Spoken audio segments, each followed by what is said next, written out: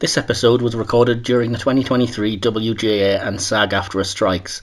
Without the hard work of the writers and actors currently on strike, the works covered here would not exist.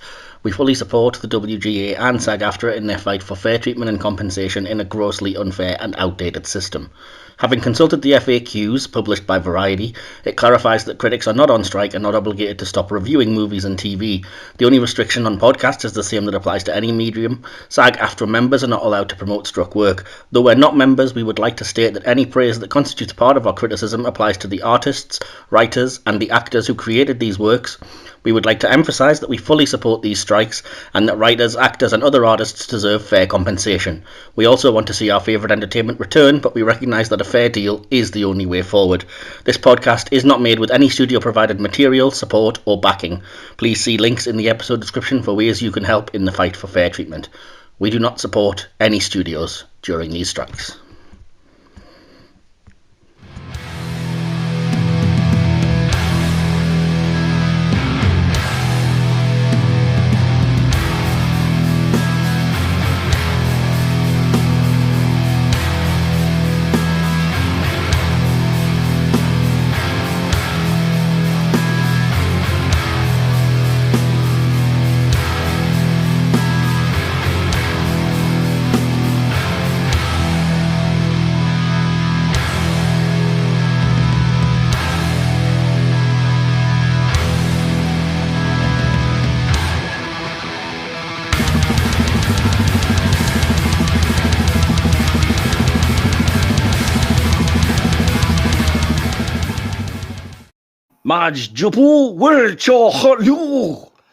I'm sure I always butcher the Klingon, but to put that into some understandable English terms, welcome friends, fans and fellow warriors to another Klingon-themed episode of the HoM Star Trek podcast in this, our fourth series. If you are joining us for the first time, why? We've been on for ages, but we'll quickly go over how we do things. First of all, though, I have to introduce myself. I am your host, regular host, Mike Wilson. I'm joined by my usual co-host, DK. Hello, everyone. DK this week being voiced by the late Nichelle Nichols, apparently. And we are joined by two returning guests who you'll have heard on the podcasts before. First of all, you'll have heard her on our previous animated review of the animated series episode yesteryear. Please welcome Mary to the podcast. Hey guys, thank you for having me back. I'm super excited. Awesome. No, thanks for being a great guest. And we are joined by number one Mary superfan and previous guest, Rick Everson. Welcome back, Rick. Hello, thanks for having me. I would just like to say for a Klingon thing, Nuk Tak Ok Putpa E. Ooh, and what does that translate to? I think it means where is the bathroom? Well, it's the only phrase I can remember, but it seemed like they'd be the most useful. I was going to say, if you're ever trapped on Kronos, we know who to approach. Like, Rick, how do you say that again? Next step is how to order 2 lagers from your Klingon bartender. Anyway, so as I said, we are here today to discuss a couple of episodes because they're shorter animated episodes. We will be looking at the animated series episode The Time Trap and the Lower Decks episode Wej Duj, which is Klingon for 3 ships, if you weren't previously aware. That's your first little bit of knowledge for the day. So, yeah, but we don't just go straight into a review. As I said, the podcast breaks down into sections. We have the legendary or infamous hit or miss section coming up shortly, and it's DK's turn to do it this week, so it's my one-time series or one rare time that I actually get to take part and don't know what's coming. So I'm looking forward to that one. But first of all, we do a little getting to know you section, which I just like to call, because I'm a geek, Hailing Frequencies Open. Hailing frequencies open, sir. We've talked to you guys before because you've both been on the podcast, so we've kind of went over your Star Trek preferences, your journey, how you got into it and stuff.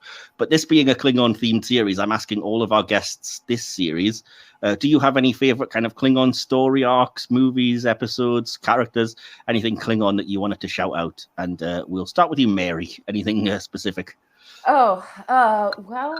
Actually, that's a very good question. I think Klingons are the ones I paid the least attention to. Okay, well, but I will say this. As far as my favorite Klingon stuff, I actually genuinely enjoyed Ash Taylor's Vok, Mm-hmm. his whole arc inside of Discovery, because I was so torn, and I because like he was torn, because it was just the whole, he was trying to serve his people, but at the same time, now that he's been inside with the enemy and getting intimately involved with the enemy, he doesn't quite hate them the same. So that was one that was pretty impactful for me. And I actually liked it, the humanizing. Anytime I've seen, like, for poor choice of words, the humanizing of Klingons, that they aren't just mindless killers. I like that. Yeah. I have a random quote that I'm sure I'll get to when we get to Wej Duj from Mike McMahon, who said something similar, actually. But I'll find it later when we get to it. But yeah, that's the second week in a row that Ash Tyler's come up, because I had Jordan LaForden on to discuss the first two episodes of Discovery last week. And Jordan is just obsessed with Shazad Latif and Ash Tyler. She's been writing her own fan fiction about what would happen if he went to the 32nd century with them and everything. So, yeah. If you're a fan of Ash Tyler, I'll have to put you guys in touch if you aren't already. You can get chatting. So yeah, fair enough. Anything else that you want to shout out? Any like arcs or anything like that? Maybe any episodes? I can't think of anything, and I'm sorry that I'm like the worst person. Cool. So you guys go on with your. That's not the absolute worst person. The worst person would be when I asked Lady Vianne, who we had on, and she was like, "I hate Klingons and I hate Worf." And I was like, "Wasn't what I asked, but okay." Fair enough.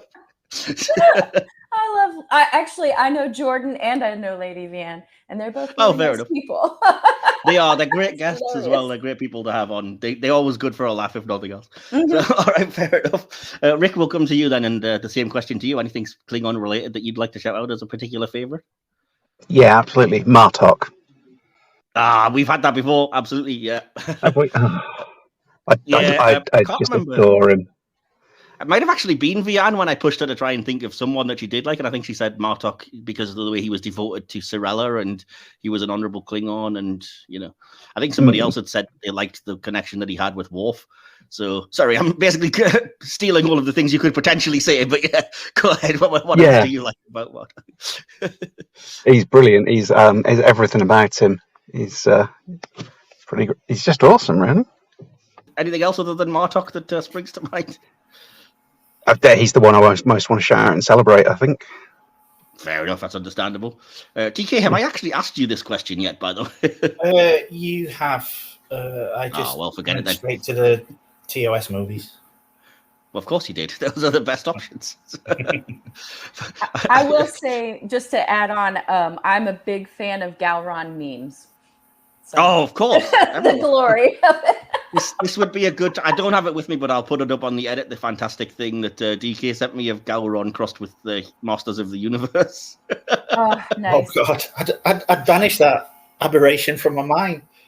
You sent me it, and you were like, "This is bound to come up at some point with me on the podcast," and I saved it, and I was like, "I'm waiting for my time. I'm biding my time." So I will share that Galron, whatever it is, glory of the Masters of the Empire or whatever meme.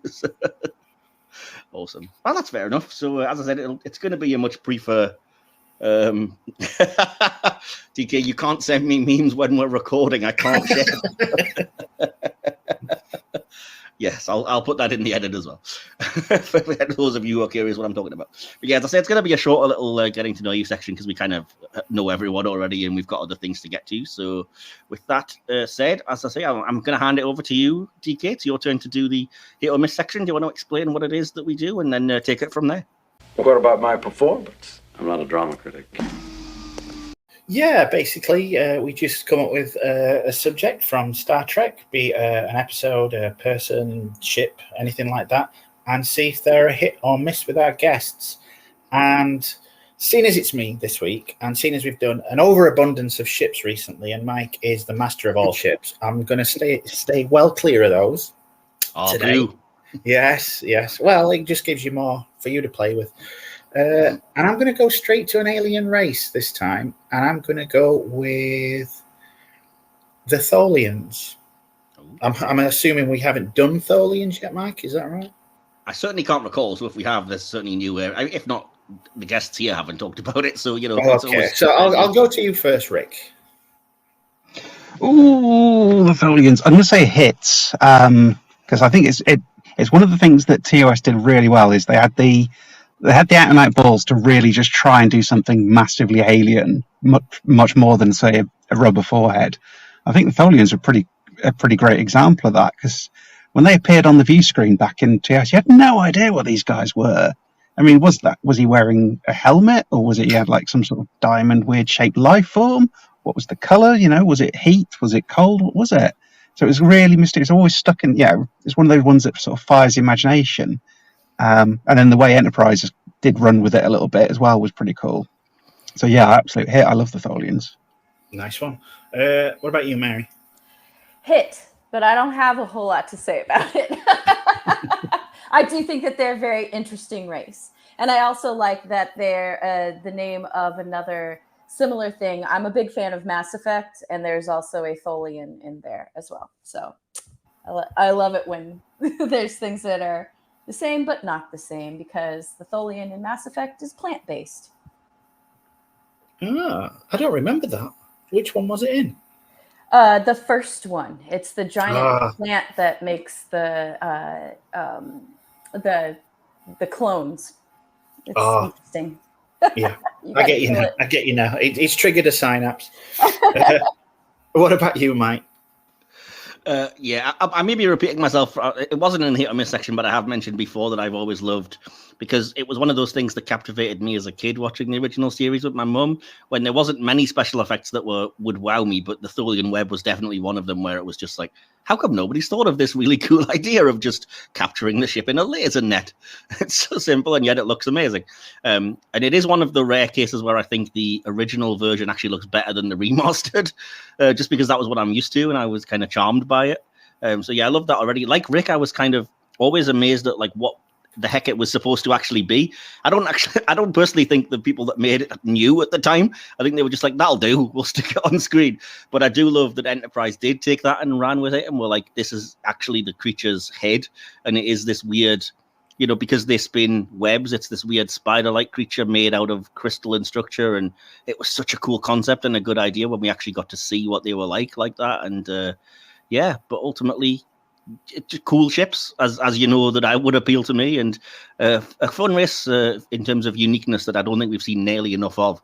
I think personally, I would have preferred to have seen them be the antagonists of Strange New Worlds instead of the Xeno Gorn, but that's a different argument.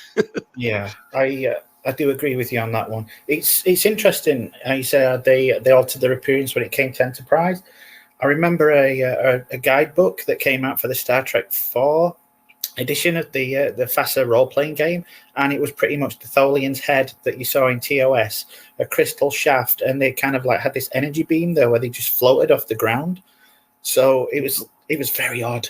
But yeah, I do like what Enterprise did with them, and I don't know if any of you guys have played the Star Trek Online game. There's quite a couple of interesting missions involving the Tholians on there, and yeah, I like them too. So yeah, it's a hit from me. So I think that's a hit all around.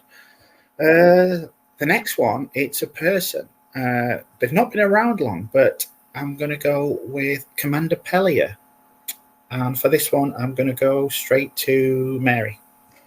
I genuinely like Pelia, which I find to be a little bit I find a lot of people really haven't liked her, but I've always liked the actress myself. She's hilarious and dynamic, and I liked that her, like, Pelia, just because she's the actress. She has this, like, frantic energy, while being so intelligent that she just like keeps going. It's almost to me like if you could see what was underneath a Vulcan's stoic exterior, because there's that saying, still waters run deep. So there could be a lot of churning underneath. If the churning was allowed out, that's what you would find. All of the intelligence and just the constant spewing of knowledge, and whether or not it's relevant to what we're actually talking about. But I like her. She's a hit with me. Cool. Rick? Oh, absolute hit. from her first one when they're all like, "Oh no, we're going to have to try and steal the Enterprise under the nose of this engineering inspector," and she can see what's going on. She totally knows it, and she's on board because it sounds like a hell of a good fun thing to do. Absolutely loved her from there, and she's been not had enough of her this season. I don't think. I would happily have had more scenes, but I mean, this is the thing. There's a lot of characters there. We'd love to see more screen time on. I think so. She's definitely one. But yeah, brilliant. Love her. Hit. Nice one. What about you, Mike? Well, mate, it's Carol Kane. Yeah. Come on. It's you know my love of all things, for starters, Scrooged, if nothing else. Princess Bride, another one. Transylvania 65000. Taxi, all of these things, going way back. And I think Carol Kane's heck, Unbreakable Kimmy Schmidt, if you want to go more recent. Oh God, so I think she's amazing. I love that show. it was fun. It really was. It was well cast, definitely. I would say, but yeah. Without wanting to repeat myself too much, because we did talk about it a couple of weeks ago when we discussed the Broken Circle.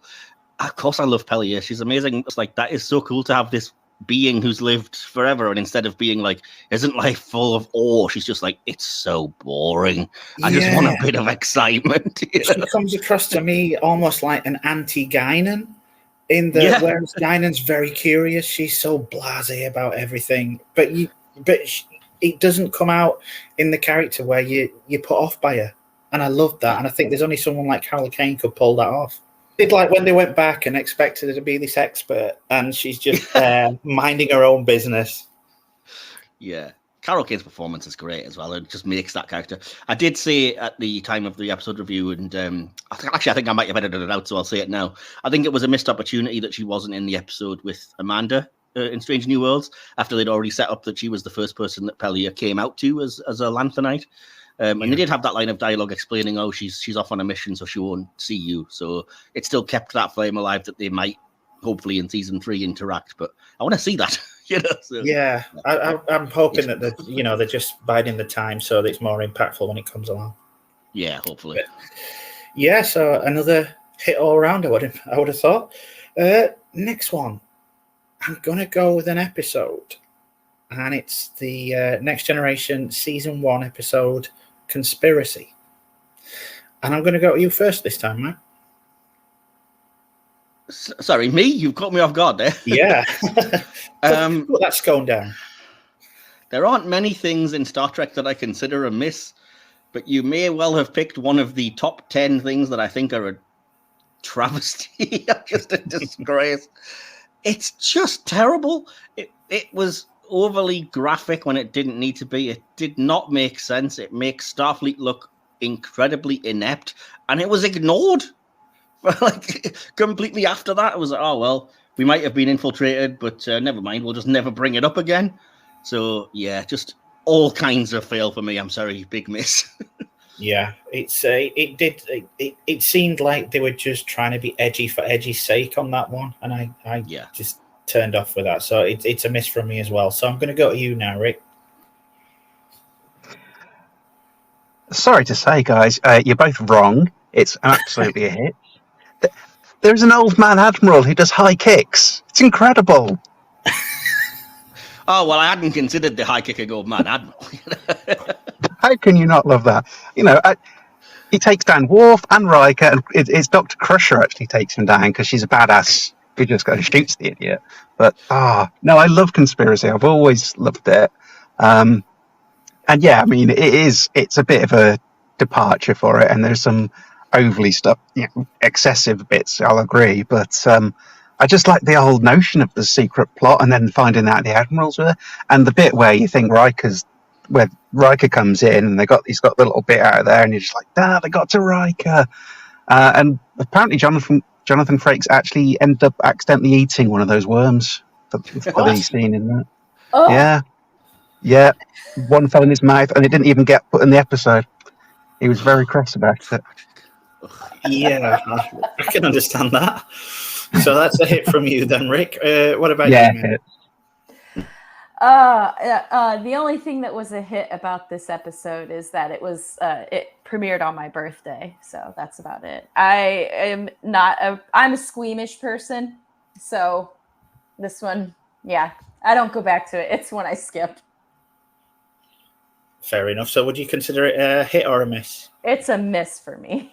Oh, it's 3-1. So I'm afraid you're outvoted there, Rick. It's a miss for the majority of us. Next one, it's another Next Generation Season 1 thing. It's a race, though. I'm going to ask what each of you think about the binars. And, I'll go again to you, Rick.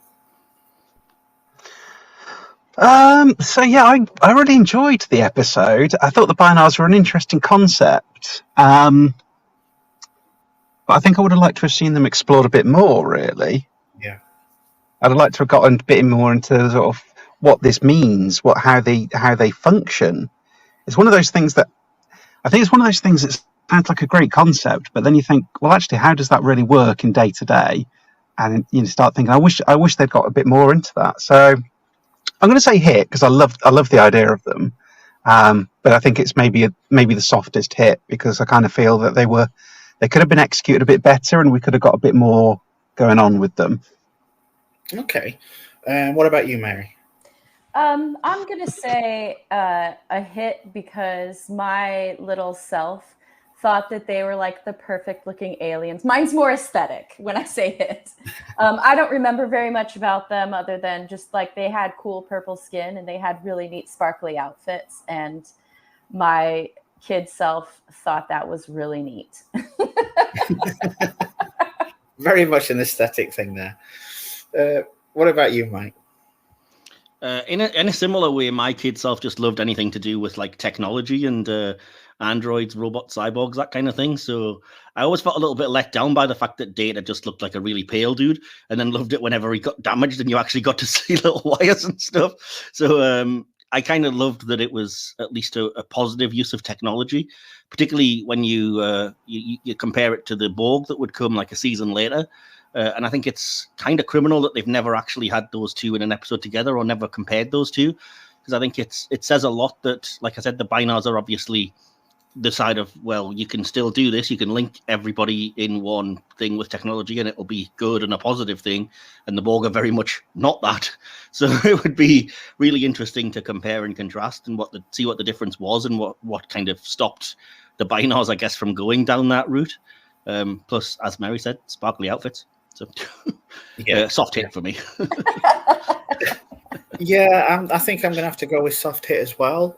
Like Rick said, it's a shame that we never saw more of them as the seasons went on. And I think that was a missed opportunity. They were really intriguing. And I think, back in season 1 of Next Generation, it was nice to see things that you wouldn't have necessarily seen before in the original series. And I think that was one of the concepts that kind of got me intrigued in Next Generation, that they were, delving into things that you didn't necessarily see before, and I liked them. I think it's just a shame that we never got any further with it. So again, it's a soft hit from me.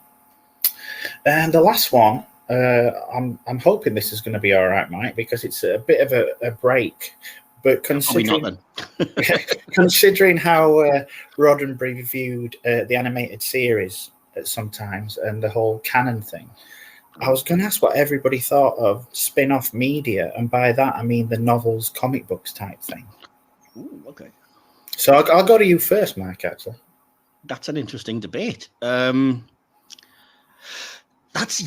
really. I'm kind of one of the people. I know you probably hate me for this because you're very much the opposite, but I'm very much a canon stickler, if you know what I mean. So if it doesn't really fit into the TV series or whatever as known, then for me, I don't want to bother with it.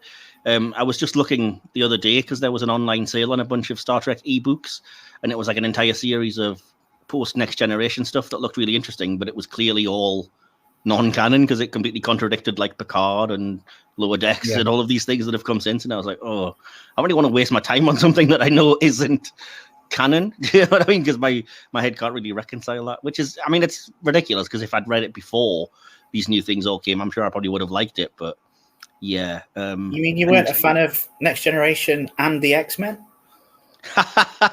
Well, that's the one exception. I'd never actually read it, but I'd be intrigued to. And I did actually. I keep getting these notifications that Zavi have what is it, Star Trek Green Lantern: The Spectrum War on sale, and I'm like, I'm intrigued. This could be trash or it could be just genius, but I'm not willing to take the risk for like whatever 10 quid or whatever it is. But, I've not read that one, but I have read I think I posted it to you at one point, the animated Star Trek meets Transformers. So What? Oh yeah. Are you serious? Oh god, yeah.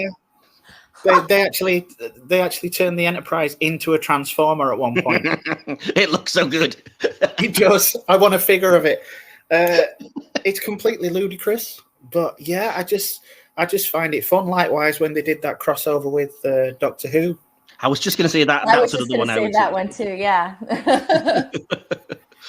Yeah. So is it a miss from you, Mike? I'd say, soft miss, because there's some things that, now that I think about it, that I do like. It's the books and things, because there's so much of a time investment that I'm kind of reluctant. But there are things like comic book prequels that they said were canon and now aren't. So things like Star Trek Countdown, or before like the 09 movie, or I think Star Trek Picard Countdown might have been called, that was before Picard, which might or might not still be canon, which I did find really interesting, you know? The countdown for the movie, I think that's, being rewritten because it had Data on as Captain of the Enterprise, if I remember it. Data and Worf and everybody were in different positions, so it's completely not canon remotely now. But yeah. I mean, the novel's got around it recently by kind of rebooting the universe and saying that everything that went before was, kind of an alternate universe. So, I mean, if you can accept that, I guess I'm not allowing them to pull a Crisis on Infinite Tracks on me. Oh, come on, mate! It's still better than Multiverse of Madness, so I can cope with that. So, yeah. So it's a soft miss from you. It's a soft hit from me. So yeah, I'll go to you next, Mary. I have only read a few novels myself. And really, I only started reading them like last year. I've enjoyed all of them. And I had heard about like the comic books, and I think I've seen some before, but I've never actually read any of them. And when I'd heard about the Doctor Who Star Trek crossover, I was intrigued. So for me, even though I don't have a lot of experience with them, I think that I would super enjoy it. So it's a full hit with me. Oh, nice. And what about you, Rick? Absolute hit. I love the spin-off media. I love the comics. I love the books. And yeah, I mean, it doesn't bother me too much about the canon contradictions. As far as I'm concerned, if I like the idea, then in my head it's canon until it's explicitly not, kind of thing. Yeah. So, so you're fully willing to accept Star Trek and Planet of the Apes? Yep. I haven't read it. I have read the Green Lantern one, and I've read the Doctor Who one. I haven't read the Transformers one, but I really should. It sounds awesome. Rick, I have to ask what the Green Lantern one's like. Yeah, I was just going to say that. I've been hovering over the purchase button a few times. I mean, it's difficult. I'm a big Star Trek. I'm a big Green Lantern fan. It's all right. It's all right, but it's not as mind blowing as you'd hope. If I'm honest, you wait for a sale. Well, for you know. I was just going to say, for the person who doesn't have a lot of exposure to this, what would you guys recommend? Like, what should I go and buy? There's a lot of things I'd recommend that are or at least semi-canon that I do enjoy. Like the one that I always go to is the Voyager book Mosaic, because it was written by... That's one of them I've read. Oh, well, there you go. I loved it. It was written by Jerry Taylor, who kind of basically co-created Voyager and Janeway, so it's her backstory in the same way that Tapestry kind of does that for Picard, and it's a really, really good book. Likewise, I read the Day of Honor series. Again, they're probably not canon now, but it was a combination of 4 across the 4 series at the time. So there was a TOS, a Next Gen, a DS9, and a Voyager book. Particularly the Next Gen Worf book, I think I specifically enjoyed the most, but they were all pretty good, and it was nice to have that combined series. That the only thing that linked them is that they all took place on the Day of Honor, but yeah. Yeah. I do recommend the Doctor Who one. I do like that. I do recommend the Transformers just because it's so batshit crazy that you just can't help but laugh and love it. And I do love the the novel Federation. It's completely not canon now, thanks to First Contact, but I still think it's a really good book. I You're would. talking about things that aren't necessarily good. Sorry to interrupt you, Rick, but they're completely batshit. Any of the post-generations William Shatner novels where he just throws everything against the wall. God, The Return. I thought, shall I list The Return? I thought, no, I can't in good conscience recommend that. Oh, But it's crazy. It's not canon, and it is just Shatner and the Reeve Stevens just being like, how many things could we connect, and how many things can we throw against the wall? How many times can we resurrect Kirk and make him an ultimate hero? And Shatner becomes a messiah, pretty much, didn't he? Basically, yeah. But I mean, the crazy theories in that really are like appealing, like the idea that V'ger was from the Borg, and so with Spock having mind melded with it, he's like I've resistant. Never been on board with that. Never. I'm been not on board with it as as like a canon idea, but exploring it in that kind of alternate world, I guess, was kind of like, oh, that's an interesting way of viewing things. So you are involved in this multiverse nonsense at times, yeah. I mean, if I that's the thing though. I mean, I read those before anything else had come out that would have contradicted them, because we hadn't really had even First Contact when I read those. I was much younger, so it was kind of like, okay, this is the canon official follow-on. It's written by Shatner and whatever. So, yeah. But yeah, the novel, the Probe novel's good. I don't know if any of you guys have read that. That follows up to the Voyage Home. I'll be honest. I tried and I struggled with it. Oh, I really enjoyed that one.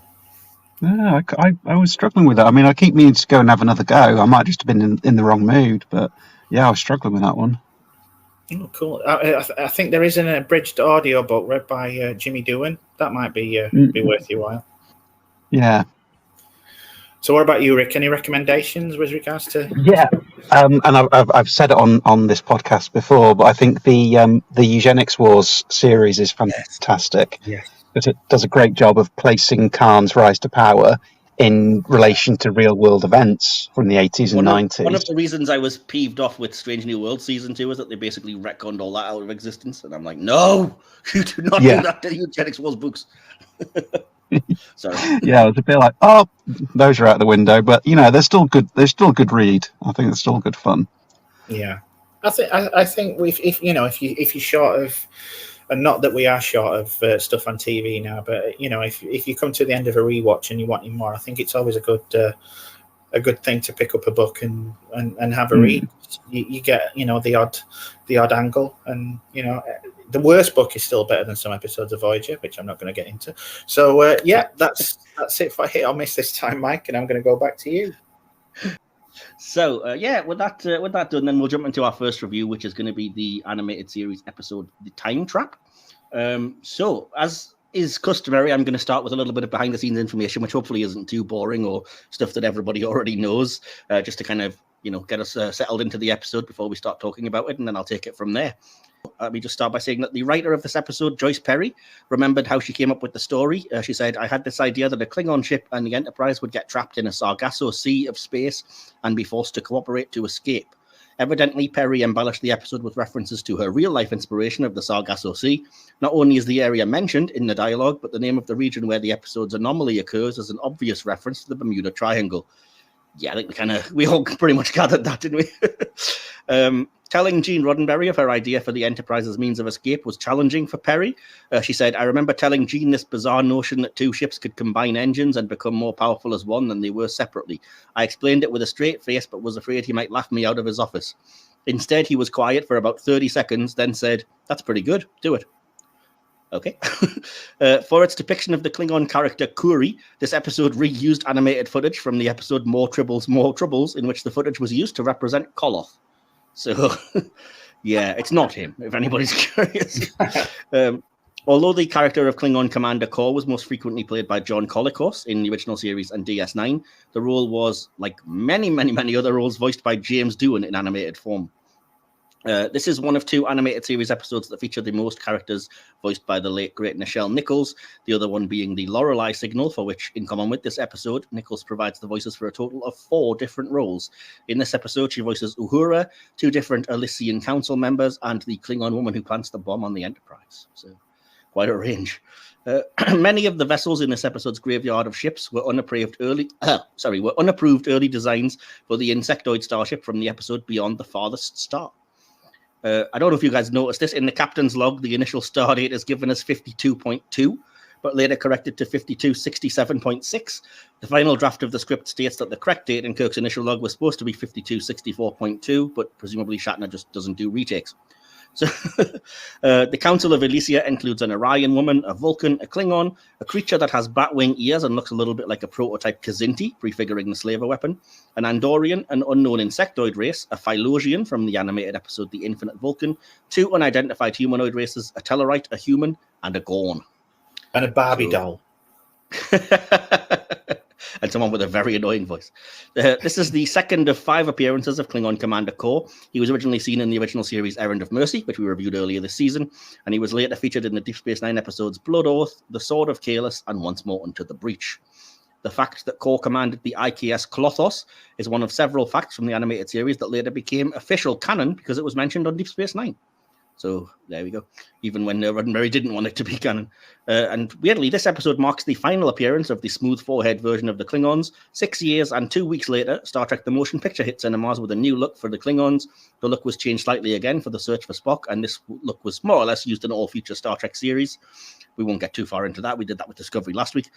However, smooth-headed Klingons reappear in the later produced Deep Space Nine Trials and Tribulations once the Defiant travels to the time frame of the original series, and in the Enterprise episode Divergence when the Klingons are afflicted with augment DNA.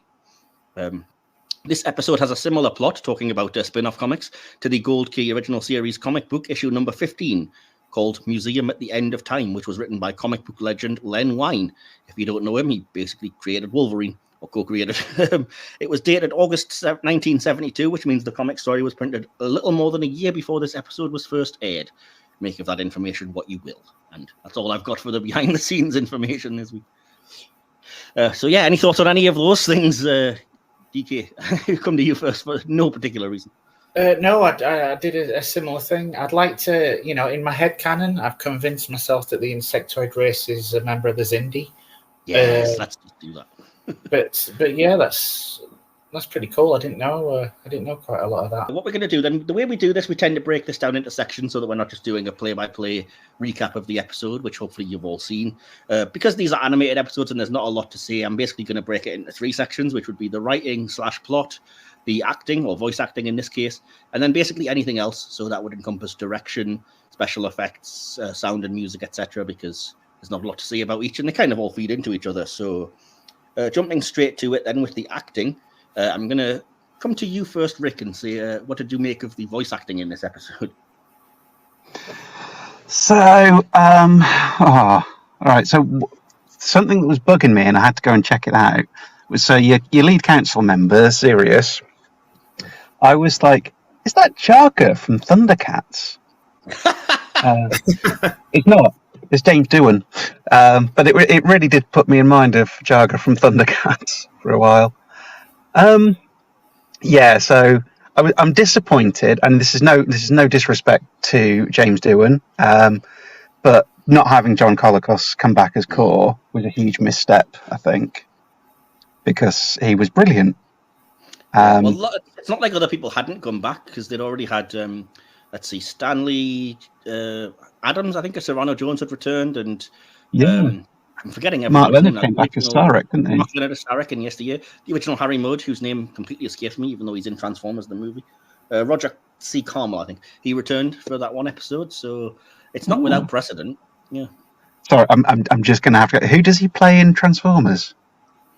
I have no idea. I know he's in Transformers, the movie, because he's credited, but DK would be the person to ask about that. What's the actor? Who's the actor again? Roger C. Carmel, who played Harry Mudd. He's definitely credited in the movie of Transformers, but I don't know which Transformer he voices. I don't recall any character being voiced by him. But the credits on Transformers the movie are erroneous at best, so I can look it up. I'll look it up now. I'm just really curious as to who it would be. And also the other part of, I think, Kor is I don't think Kor was particularly characterized very well in the writing. So I just it was generic, devious, duplicitous Klingon. To me, there was nothing that really jumped out as Kor. Like Kor was just, when you watch Errand of Mercy, he's incredible, and you just didn't get really that sort of sense from him. It is a little bit disappointing, in fact, that Core would stoop to such a bizarre scheme as like, right, we'll team up this, but I'm going to have one of my people put this glowing what's-it in your ship to blow it up. I think that falls into the writing. I felt the same. It was It kind probably of like, does. Sorry, I'm over. No, this is just a very basic plot. I'm sure we'll get back to it, but yeah, I just thought this is. I know it's Saturday morning cartoon stuff, but it did just seem to go from we have to work together to ha ha ha, we won't really.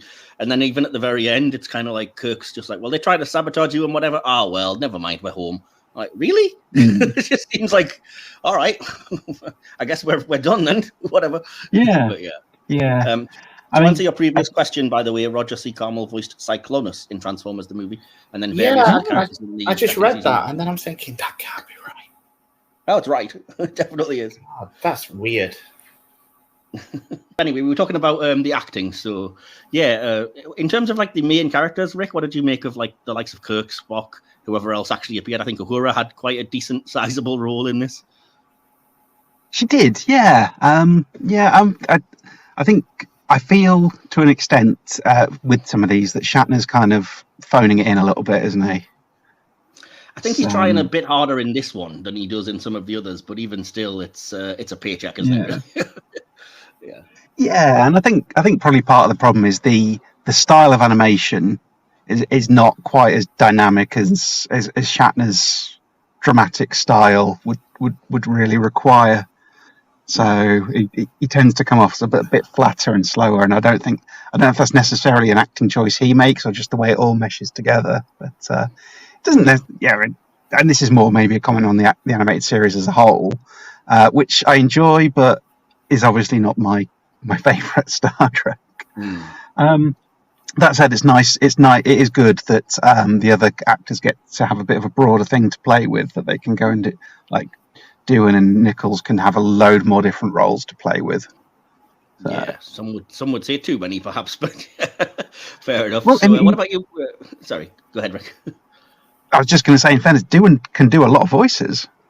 He can, but it just always sounds like Doohan to me. And other people don't have that, because I was discussing it with Adrienne on our Discord, and she says, because it's not a Scottish accent, I never recognised James Doohan. I'm like, really? I always recognise when it's clearly him. But no, anyway. I didn't. I mean, I thought it was Jaga, so... Oh, okay. Fair enough. So, yeah, Mary, I was going to ask you, what did you make of the regular voice acting and also the new characters for a start, like Arex and Emrys? Not that Arex gets much to do or is in this episode, but as I said, the fact that they can branch out and do different voices, Nichelle and James Doohan, etc. What did you make of them? Well, I am also a person who, if he didn't have his Scottish accent, I didn't know who he was. Okay. So it had me. But I guess I've always been impressed by people who can, affect different voices. So, but overall, I think I fall in line with Rick on this, where and maybe honestly, it's because I've been steeped in Lower Decks and stuff lately that it feels flat. It does. It feels flat. But I also am, I try and put myself in the space of, okay, this was made in the 70s, and this is actually more par for the course in the time. So I don't dislike it. I actually thought that, in particular, just a little note that I had was that I did feel like Leonard Nimoy did give his voice a little bit more sparkle when he was pretending to be more interested, and they're like, why is Spock acting so weird? So I was like, oh yeah, he did get that. I'm glad you brought that up, because it was something I made a note of, because I'd never seen The Time Trap until we came to watch it for this, because I'm just working my way through the animated series now. And when that happened, I was like, why is Spock acting weird? What's going on? So I was kind of like reacting like the Klingons did in real time, and I was like, what is this? Is Nimoy doing what's happening? And then when it was revealed that it was like the deception at the end, I was like, oh, that's actually really brilliantly acted, because I was like, what is going on here? Yeah. I actually watched this with a friend of mine who has very little Star Trek exposure. And this was the first episode of the animated series that he's ever watched. So I was like, yeah, I'm going to do this podcast. So he was like, well, why don't we watch one of the episodes? Then I was like, all right. Because he's watched all of Lower Decks. So he had already seen Wej Duj. And so I was like, well, this is the one I'm supposed to, like watch for. And I have watched it before, but it had probably been more than a year. And so I was like, I need to refresh. And so it was like watching it again because I'd only watched it once. And I did. Exactly had that reaction. I was like, why is Spock acting so weird? Like, what's going on? Something's up. And I was like, did he like do some kind of like Vulcan telepathy sort of thing? I'm like, I know that's what he did. I was calling it. So yeah, that's awesome. I will say, I was really impressed with Nimoy, and I thought he acted that really well. But on the flip side of that, when Takei is doing Sulu affected by the environment, I was just like, he just sounds like George Takei's had a few too many. He sounded just really drunk. Yeah. Is that the one where he said, where did you go? Captain, this area of space is affecting me. Yeah, everybody just seemed really drunk. And then with Spock got their arms around the Klingons at the end, I thought, we've just walked into some kind of Star Trek frat party. Oh, don't get me we're going to get to that when we hit the audience response, I'm sure, how much of a frat party it got to be in Elysia. But yeah, so DK, what did you make of the voice acting? Like you, I know it's doing when it's other than Scotty. And I knew Curie was George Takei because I wrote that down not even knowing it. I was like, this is George Takei doing this voice. And yeah, it was. And obviously, it's Nichelle. I think the regular cast did okay. It's as you say, Spock's a little more sparkly, a little more animated than normal. I do agree with Rick. No pun intended. Yeah, on occasion that. Nice picture of Eric's there. I do like. I do agree with Rick that Shatner sometimes just seems to kind of phone it in a little. I also got that impression from Kelly on this one. He didn't have much to do. Oh yeah, well he barely featured DeForest Kelly. But I mean it's passable. Nichelle Nichols erred on the side of it gets a bit pantomime sometimes. Oh, I have to do that. That's my cue. I have to do this because for whatever reason, this sound file is embedded on Memory Alpha when you look up this episode. So just to give people a clue what we're talking about here. 2 new ships in each being labor to solve the riddle of the time trap. Escape. There you go. Yeah. As soon as she came on, in my notes I've got she's high. Yep, that character's been all the way to Eden. It is. They're all stood around having a bit of a get together. She's the Orion woman's out there doing a bit of dancing. Doing some psychic tricks, and then Megan's she's in the back room, getting high on shit and predicting people's fortunes for a. Oh yes, just fake fortune telling, getting high. Yeah. I did think, for what it's worth, that Nichelle Nichols did a good job, considering that she does 4 roles. I think they're all decently differentiated, and even though you could argue that Magen is yet ridiculously over the top and high, at least she's doing something different. As opposed to like Duan can vary it up, but like I said, when George Takei does the Klingon Curie, it just sounds like Sulu. So it's kind of like there's varying it up a bit, and there's over egging the pudding. I didn't mind it. If you did, I certainly can't argue that fact. But It's not that I didn't like it. It's one of these things that I just love the animated series for. It's just so gonzo that I can't help but love it. That's understandable for sure. Yeah. Awesome. I'm trying to think if I have any other notes about that. Just in terms of the acting, I did think I don't think this is acting so much as writing, but I was quite surprised at the turn that Shatner did when he was like sticking up for the Klingons, even though he was kind of proved wrong, I guess. And Shatner said the word. He said sabotage, which always makes me laugh. I say sabotage. If you don't know that story, look it up. I'm not getting into it now. Yeah. I will say. I have one more thing that I was going to say, because when I was watching this with my friend, there was just this one spot when the Klingons get caught on the ship being in the place where they're not supposed to be, and they're with that, the security officer comes, and they're like, we got the guy when the Klingon that says we got lost. I swear, me and my friend both started laughing, and I was like, that sounds like Beavis from Beavis and Butthead. Beavis, where's the bridge? We got lost. Klingon, dumbass. So I know, I was waiting for the it's like, shut up. She's like, puny humans. Plant the bomb already, would you? Jeez. I had to pause it because we were laughing so hard about that. Well, now it's going to be all I think when I hear that. But yeah. I hope it is. If I can ruin or maybe even make it more enjoyable, then. Oh, it's making it enjoyable. Like DK said, you've kind of got to lean into the fact that the animated series is just so bizarre, you either like that or you shouldn't be watching it. Really. So yeah, the writing/plot of this, like I said, it's very simplistic. It's quite obviously the Bermuda Triangle, even though space is 3-dimensional, so it really should be the Delta Pyramid. But, that's a very nerdy take on the situation. This is one thing I wanted to ask, because it seems to make the episode non-canon and render it that way. What did you guys make of the appearance of the Bonaventure, which is quite a big deal? The Trippy Enterprise. Which, by the way, looks much better when you see the version that they made for the Ships of the Line calendar, and that they released as an Eagle Moss model. Everybody can mark their bingo card. That was my Eagle Moss reference. So,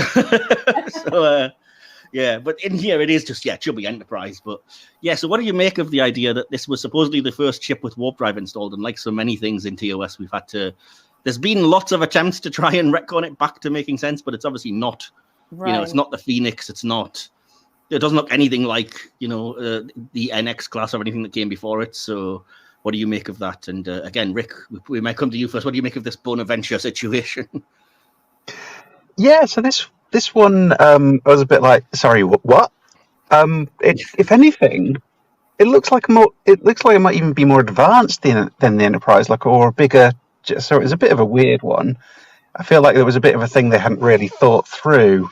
So I'm not too.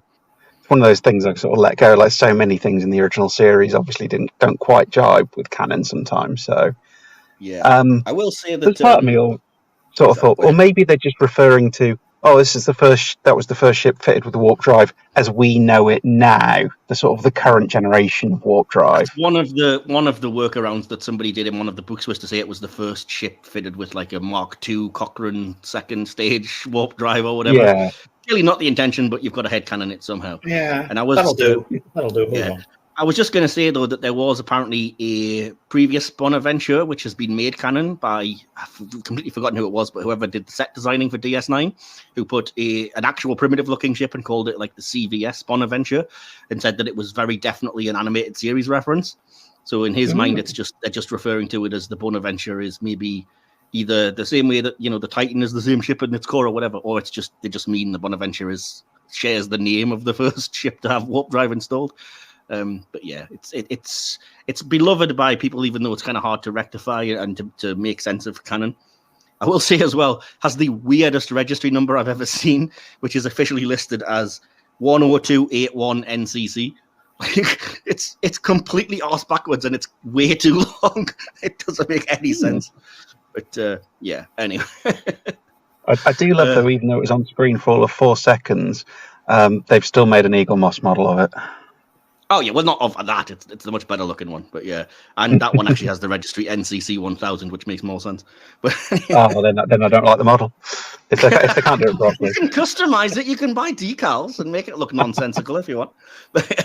So, what about you, Mary? What did you make of this, or did you are we just being over geeky and you were just like, I didn't think anything? Well, I while you guys have been talking, I went and I looked it up because it did strike me. I was like, that's not the first ship with warp drive. So, and as I think maybe you remember from the last time I was on here, I am not a big ship person.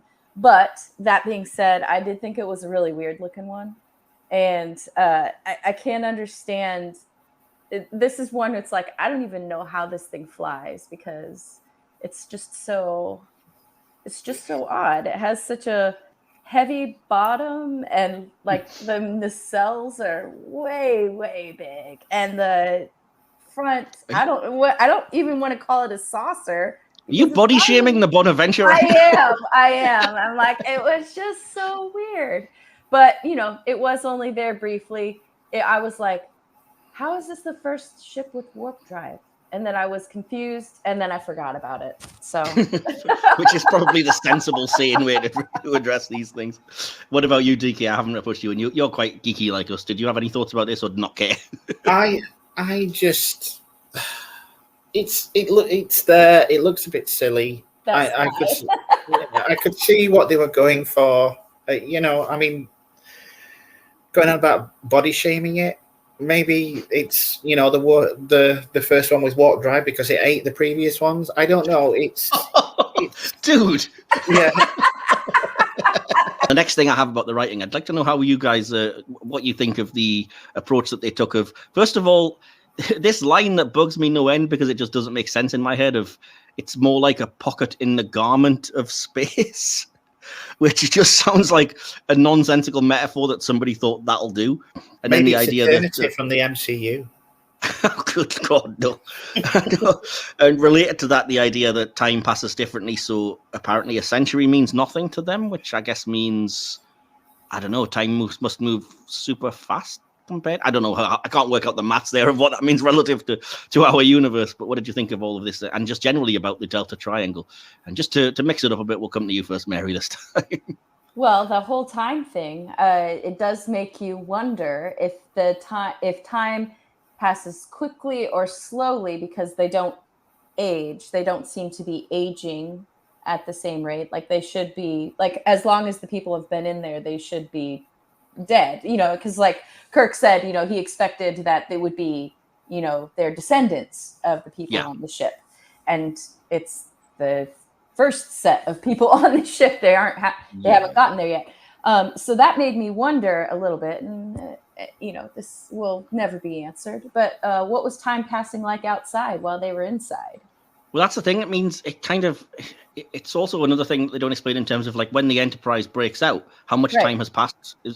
That's obviously what I'm assuming what you mean is like, how much time's passed in our universe? Is it like, because time's so different, it's only been a second, or is it like we've missed 10 years? Did they, it was like our 5-year mission is over like 15 years ago. Exactly. But again, it just ended with Kirk going, home is what matters. Let's quickly end the episode and let the Klingons go. The abruptness of that was like, whoa, okay, I guess this is over. Exactly. Oh man, yeah, not the best ending either, but fair enough. And I will say as well, related to the whole time thing, I did find it kind of annoying that Scotty says something with intense panic. He's like, the dilithium crystals are deteriorating rapidly. We've got to act fast. And then Kirk asks how long he's got. We've got only about 4 days. I'm like, that's deteriorating rapidly to you? 4 days? Come on, man. It does pretty much match up with the stuff going on screen, though. There was a point where Kirk's looking at a view screen and he's referring to the Klingon captain, and he says, he isn't giving up. And it shows the Klingon ship moving backwards. Yeah.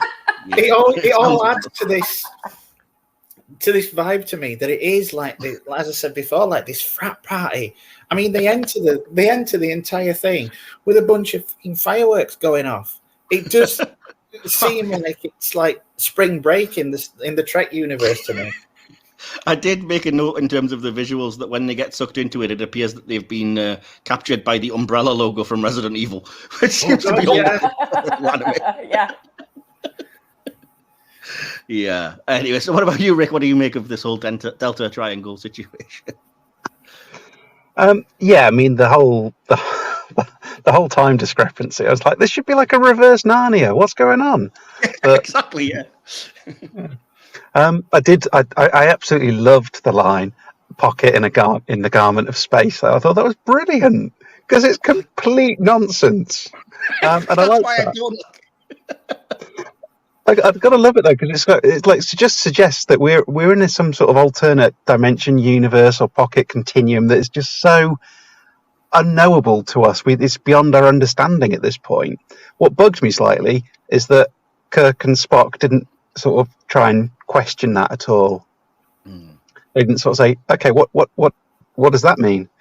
And then after a while, just What do you think of some of the things they've been through in TOS, like some of the alternate universes they've been to, or the accelerated time and stuff, and they just accept like pocket in the garment of space with a shrug, like, oh, makes sense.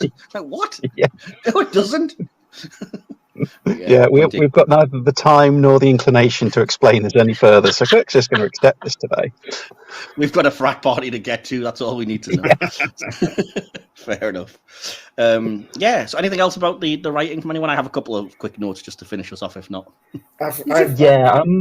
I'm a bit disappointed in the whole slightly odd thing about Spock, which, is kind of like a reasonable plan that he's going over and being all chummy with the Klingons because he's trying to basically touch them to get a quick mind meld type thing to get to their plan. Brilliant. You make it sound really dodgy. So Spock's just trying to feel up the Klingons at this frat party, Yeah. But I think it was the way that no one knew. Kirk, I think, would have been in on that. He would have known what he was doing. Yeah. If that had been an episode of TOS, it might have even have been Kirk's idea. Yeah. In my things, I just think that was a bit of a weird characterization that Kirk then had to take for a chat and go, Spock, we've all noticed you being really weird. Care to explain?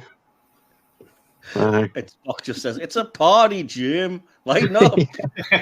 Go see Magen, she'll sort you out. Yeah. But clearly, the woman from the Elysian High Council shared her stuff with Spock. Exactly. Yeah. Spock, have some speed. I've got a few notes here. I've got down. There's a line where somebody says ships I've only seen crude drawings of, and I put the jokes are just writing themselves at this point. One was the whole like, oh, just let the Klingons go, and I was like, well, that's just really weird. But the other part is because it came up when Kirk was talking with. Oh, and now I can't think of the Orion's name. What's her name? I don't know any names. Anyway, okay. Anyways, he was speaking with the Orion. Oh, and that reminds me of something else I was going to say. Okay, sorry.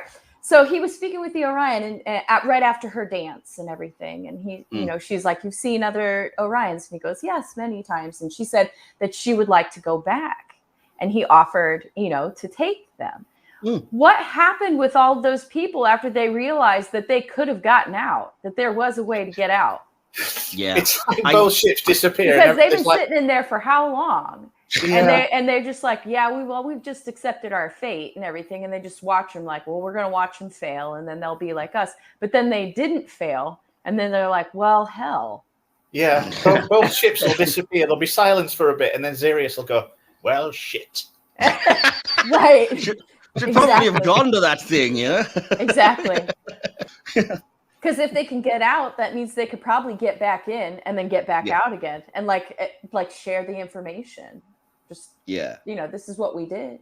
But the other thing that I was going to say is what I thought was interesting was that they had the Orion woman as kind of like their de facto co-leader with Sirius. Because Orion women are not at that point in time. Were objects, they were not used. They were not thought of, for their like intelligence or anything really. And to me, I thought that was kind of an interesting and change. Yeah, I do think that's quite indicative of the animated series, though. It does get a lot of stick, but it gave Uhura much more of a pronounced role. You got, Maress. Yeah. And there were quite a lot of storylines that did, feature female, antagonists, as it were, protagonists. I think they did really good on representation. The Lorelei signal is an episode where it is just literally the women of the Enterprise taking over, or Mud's Passion, which finally gives Chapel an episode where she has something to do and a bit of agency, Absolutely. Yeah. But that's getting off topic. But I just said, in terms of the writing and plot, I just wanted to say it took entirely too long for them to reference the fact that this was supposed to be core. So I didn't realize it until about halfway through the episode. Like, it would have killed them to have a line of dialogue of like, core, we face each other again. But it was just really weird that it was dropped out of nowhere. I really liked the idea that it's a familiar Trek trope, but I like the idea of like Klingons and Starfleet. You're going to have to work together to do better. And I didn't really get a chance to discuss it when you reviewed Day of the Dove, DK, but Yeah. That's one of the things I liked about that episode. So again, like you guys, I felt really cheated and shortchanged when it was like you're gonna have to work together, and then it turns out the Klingons were just like shit. Yeah. We're gonna make them think we are, then blow them up. Which is like, oh come on, that's so. Since we're doing like Klingon themed stuff, that was just so like, it's just not. It doesn't seem very Klingon for a start. It's pretty dishonorable to be like, haha, blow them up on the sly. And also, it's just like it came out of nowhere and was just disappointing. You need like, come on, learn. You've got to be out for each other a little bit. You know what I mean? And then, like I said already, we've touched on it a million times. Like to just let them go with Kirk being like, let them go. We're home. That's what really matters. And this D7 just does off whilst in Federation space. Like, oh well, bye bye. We're not going to get captured as prisoners of war or anything, even though we tried to kill you. So, yeah. There were a couple of things that I noticed that I wanted to bring up, but they're not really. I mean, they're kind of related, but it's, I don't know if it's by accident or by design. First of all, I really like that when the ships, the 3 Klingon ships are facing the Enterprise, they're not just in a line. For the first time, somebody remembers that space is 3-dimensional, so they're all on different, like, I guess, latitudes or whatever you would call it. So they're like slightly above or slightly below or to one angle, and it's rare that you see space battles like that. It's usually the Enterprise D directly in front of a Romulan warbird, forgetting that it's, space is infinite directions you can go in. So I always appreciate when Star Trek does a bit more than that. I loved, obviously, the Easter eggs in the Elysian Council. I was standing there counting the different species and things. You guys probably don't know this because I've only just started doing this, is to try and give the podcast name a bit of sense. I'm just quickly going around and saying 4 things that we think are a hit and 4 things we think are a miss from these episodes. And since there are 4 of us, we may as well all go and pick one each. So, DK, one thing that you would say was a hit in this episode. Magen, the character. Nice. Fair enough. What about you, Rick? The concept, I think, of the Delta Triangle. I like the idea of the Bermuda Triangle in space. Fair enough. Mary? I was going to say the progressive use of women. Fair enough. Awesome. That makes sense. Absolutely. Because, leadership positions and things. Mm-hmm. I said all of those things, but I also, just being me, I, of course, said I appreciated the really geeky visuals and Easter eggs and references. So they were a hit for me. And then, one thing each, then, if you guys don't mind, that you would say was a miss. And we'll go the other way and we'll come to you first, Mary. The Klingon Beavis and Butthead guy. That was we were lost. Got no honor, Beavis. I'll let you guys all work on your American accents here with me. I can only apologize. Anyway. No, I love it. Rick, one thing that you would say was a miss maybe in the episode? Core. Yeah, and I hate to say it, I love Core, but he just wasn't the Core that I would know and love from this. Yeah, that's understandable. What about you, DK? I'm going to go, I know, time limitations, but they're really, really what seemed like a rushed ending. Yep, that was my top one that I had, so you've took mine. But I was just going to say it's too short. I mean, it's a problem you have with the animated series in general being 22 to 24 minutes, but it just seemed like there were a lot of big ideas that I would have liked explored, as I said, like the idea of these people that have adjusted to living there and don't want to break out, but some might and everything. And these are big ideas that don't get time to sit and be explored. So I was disappointed with that. Right. So the next thing we're going to do then is to give our favorite character, moment, and line quickly from the episode. How should we do this? Let's go to you first, Rick. Who's your favorite character in the episode? I think Spock. Spock is my favorite character in this, just because he's being kind of crazy and out of character, but I love his reasoning for it. That's fair. I literally said exactly the same thing for the same reason, so I'll just get that out there now rather than waste time later. So, yeah, I'm going to that's thirded. Same for me. Well, yeah, Spock was my favorite in this episode, but my line is different, so yeah. Oh, that's fair enough. Yeah, that's 4 for 4 for the character of Spock then. So what was your favorite moment? And Mary, we'll come to you. Well, like I said, the miss for the episode was, the Klingon commander. But my favorite line was the response from the Starfleet security officer that was like, lost my foot. So, and the way that it was so flatly delivered. So it was more like, lost my foot. And I was like, yeah. What was your favorite moment? You give us a favorite line. What was your favorite moment in total then? The favorite moment was, it really was, I mean, as much as I laughed, it was that scene right there. Fair enough. That's okay then. That's okay. Rick, we'll ask you both then, because we've had both from Mary. What was your favourite moment and your favourite line, in whatever order you want? So I think with the Klingons who were lost, I think it was when Spock goes up and just like puts his hands over either of them. And I can't remember exactly what the line was. It was basically just along the lines of, "Yeah, it's all cool. I'll escort these guys back to where they need to be." It was just so like, what is he doing? Yeah, fair enough. And DK, what about you? Moment and line then for this? Favorite line? It's where she says, to Kirk, "You've seen many Orion dancers," and Kirk going, "Many times." And it's more what he doesn't say. It's just, "You sly dog." And the way he says yes, because the yes like trailed off. He was like, yeah. Yes. It's So... If you could animate that wistful remembering look. Yeah, we're probably reading way too much into it. But are we? It is Kirk. Yeah. I don't think it is. I don't think you are. Yeah. And then my favourite scene I've written down here, when things get rowdy at the hoedown. I kind of get that reference. Fair enough. Okay, just to give you mine, and I liked when the Enterprise first got sucked into this pocket in the Garment of Time or whatever, because as much as I didn't like the Klingon effect, I thought when it happened to the Enterprise, it was much improved and looked really cool. My favourite line, as much as it was far too abrupt and I've crapped on the actual ending, was "Home with all its faults is where we prefer to be." So, yeah, again, it would have been nice if Explorer had a little bit more with regards to the people left behind, but still a good line. So, DK, I'm going to quickly go over to you because you've got our audience response. So thankfully we don't have much because we're running a bit late. So just the handful of responses we had from the audience for Time Trap, and we'll chuck over to you for our subspace communications section. Incoming transmission. Yeah, on Facebook, Kitty Spruill says, "My husband and I have a Klingon cosplay from the animated series that we had to heavily rely on scenes from the Time Trap to get together. We did a trial run and then made some adjustments, so we haven't gotten pictures of our updates yet, but they're coming soon."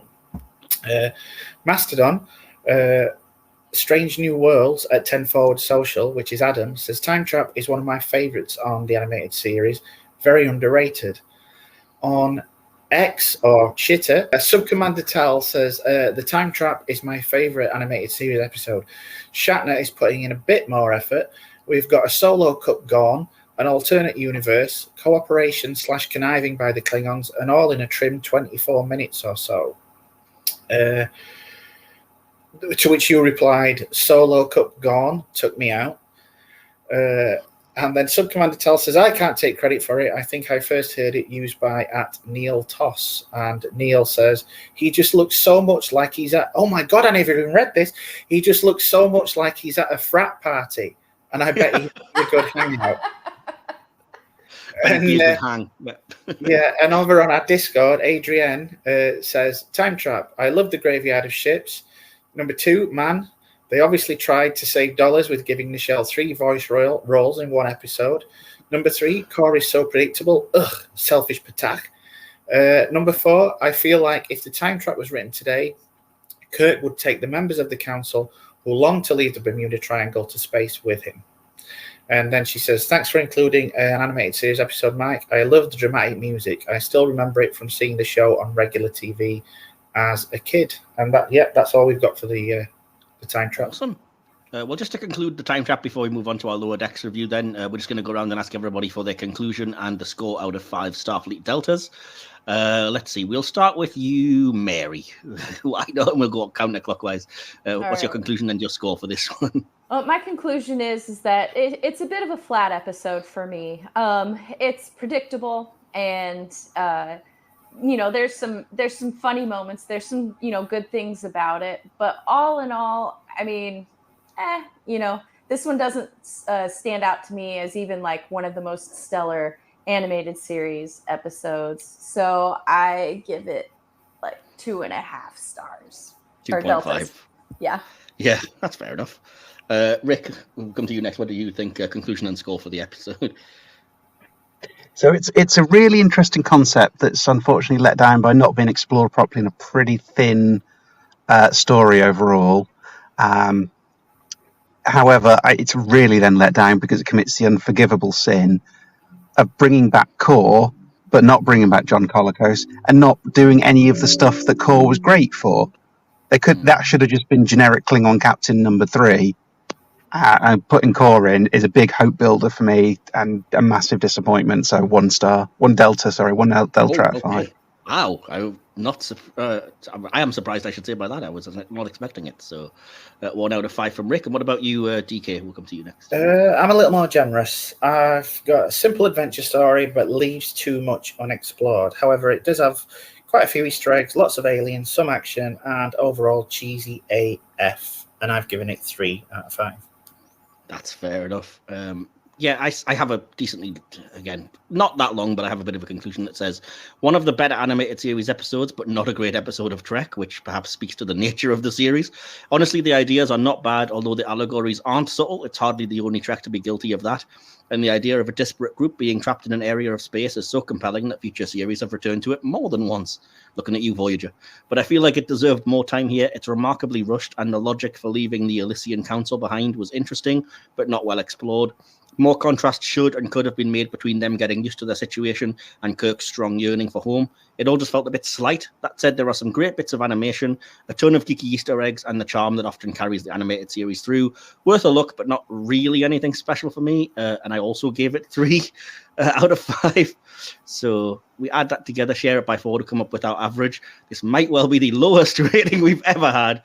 That comes to 2.3. out of 5 for the time trial. Rick's 1 out of 5 really hurt the overall score, I think, on that one. But yeah, we have to see. Unfortunately, that's a miss because it falls below even the average. So sorry, time trap. So before we move on to Wedge Duj, I'm going to take a little break. We'll be right back after this.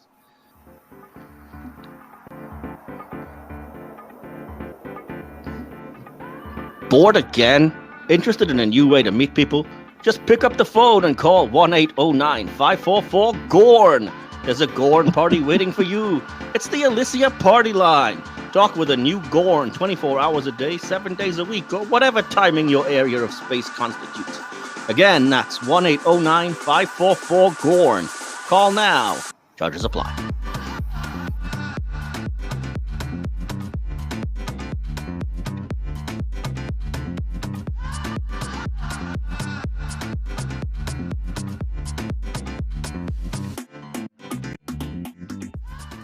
We'll move on to Wedge Duj, the episode now then. We're going to be talking about Lower Decks, the episode Wedge Duj, as I've said. Little brief behind-the-scenes section, not very much here before I get into bits and pieces, but I did listen to the audio commentary on the Blu-ray for this one and stuff as well, so I have bits and pieces that I know and can talk about, hopefully, but hopefully not for too long, because time's not on our side. But title, as I've mentioned, is The Klingon for 3 Ships. It appears in Klingon script on the screen, which is a first, not only an alien language title, but actually appearing in that language. The writer of the episode, Catherine Lynn, apparently used to cosplay as Kalin, using her first initial and the first 3 letters of her name, obviously, who was a half Vulcan, half Klingon. Then apparently she got lazy and just decided she was going to be a Vulcan called Kalin. When it came to write this episode, she simply changed the K to a T, and that's why we now have the Vulcan character, Tulin, which I thought was quite interesting. The Ritos shirt that appears in this episode, I forget if it's the first time or not, but it's brought up by Mike McMahon in the commentary, who just says that they have so many references to the older Trek series that he wanted a reference to Discovery, and he loved the disco T-shirts that they wore for working out and stuff, but naturally he wanted Lower Decks to have a bit of a rubbish version, so that's why the acronym is kind of crap, why it looks a bit daft. McMahon described the character I can't do it, as the Klingon analog of Brad Boimler. He also stated with regards to this character, I love Mark. My whole thing with Klingons is that I just love a Klingon that doesn't backstab, a Klingon that's like the most honest in their motivations. Episode writer Catherine Lynn noted in the commentary that she named the character after the Klingon word for small, though his name was spelled as Ma'ak in the subtitles, which was also the way it was pronounced in the episode. The subtitles are incorrect, and McMahon later explained the difference between the spelling and the pronunciation. So, I won't get into anything else because I don't want to spoil anything. So we will move quickly on then to the writing and the plot of these episodes, which will be the first section. And DK, we haven't come to you first for a while. We'll come to you. What do you make of the episode Wedge Duj? I absolutely love this one. I think it's a really good episode. It's the fact that it takes a look at the lower decks on the 3 ships, 4 if you count the coda at the end, and 5 technically if you count the Pakled ship as well. Gosh, yeah, I just absolutely love it. It's full of really good characters. In fact, probably my favourite character from the entire of Lower Decks. And yeah, I just think it's done really well. It's done really well. I've been up and down with regards to Lower Decks since it began, but this one absolutely this is the one that nailed it for me. This is the one where I got on board and thought, yeah, okay, I can deal with this. I think there were some really good moments, really good lines, and some great characters in this. Can't fault it, honestly. Cool. Well, I'll probably come back to you to break it down bit by bit because I've got it broken down in my notes into the actual individual ships just for clarity's sake. So I'll come back to them one at a time when I kind of lead the conversation that way. But before that, Rick, how did you feel about this episode just in general and the writing and plot of it? Loved it. Absolutely loved it. I thought it was really well done. I love the idea of exploring lower decks on different ships as well. When you get the Klingons, and all the lower deck Klingons are like getting up and going on about how they're going to have a day of great honour scrubbing plasma conduits or something like that. I love my personal favourite is when he's taking the Targ for a walk and just says it was an honourable bowel movement. Yes. It was brilliant. Just like we've had occasional episodes that have been very Klingon focused, but just we've always had a bit of a prism of a Starfleet observer there, like Riker on the Exchange or Dax and Worf being on the Rotaran.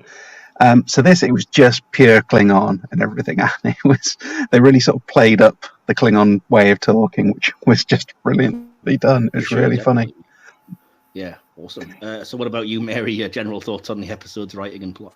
I thought that this episode was fantastic. I love seeing what seems to be, like 3 disparate places, species doing their own things get tied up together in a very witty, way in how the episode went. I don't know I'm not going to tell what happened. So just, I really enjoyed it. And honestly, this episode, in watching it again, brings, they're tying the things from this new season that happened in this episode. Mm-hmm. So if someone wants to get caught up, this is one that they should watch if they don't watch everything. Without getting into heavy spoilers, on the commentary of this episode, Mike McMahon does note that Tulin as a character was someone they immediately took to, but obviously most of season 3 had been written. So yes. Tulin would become hugely important in season 4. So again, for that reason, if nothing else, this being that character's first appearance and when she gets assigned to the Cerritos, it is a pivotal episode for you to have to watch to carry on with season 4 going forward, I think. We might as well get it out of the way and ask you, first of all, what were your favourite lines of comedy then or moments in the episode? Because that's what Lower Decks is ostensibly as a comedy. So DK, we'll come to you first again because you were kind of hinting at some of them. Anything you have noted down or any particular favourites that you wanted to mention? Yeah, I've got a couple. At the start with the Klingons, unless when he's on about his spear, unless I die a glorious death, in which case someone else can have it. Fair enough. Shaq saying, take your never-ending bonfire of rage and bury it in the clay. And, Rutherford not long after going, ooh, a puppy!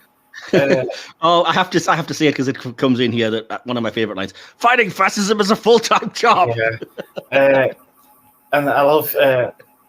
Klingon blood runs as reddish pink as ever. Yes! And color, yeah. And I love that we have replicators. Why is there a chef? That's just shady. You always pick the chef. Yeah, because we have replicators. Yeah, exactly. I just think there's some really, really nice little lines in this one. Awesome. So yeah, we'll come to you next then, Rick. And any that you haven't been mentioned that you wanted to bring up?